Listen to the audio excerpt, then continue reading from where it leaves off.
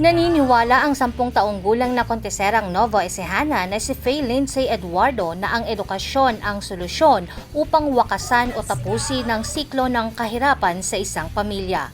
Ito ang kanyang advokasya na naipanalo niya sa Mr. and Miss Homeland Philippines 2024. Sa kanyang murang edad ay batid ni Faye na hindi lahat ay nagkakaroon ng dekalidad na edukasyon at kalusugan dahil sa kahirapan.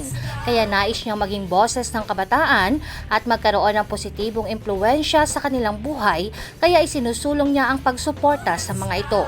Matapos ang serye ng kompetisyon kabilang ang closed panel interview, long gown competition, national or cultural costume competition at question and answer portion kung saan nakalaban niya ang 36 pang mga kalahok mula edad 4 hanggang 40 ay kinoronahan si Faye bilang Miss Homeland Philippines Little Tourism Ambassador 2024.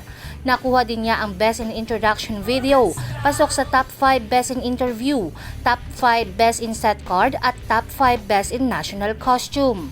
Naging tema at sentro ng kanyang cultural costume ang pinagsama-samang inspirasyon mula sa pagiging Rice Granary of the Philippines ng probinsya upang itampok at bigyang pugay ang sipag at lakas ng mga magsasakang Novo Ecijano at ang ilang festivals tulad ng Taong Putik.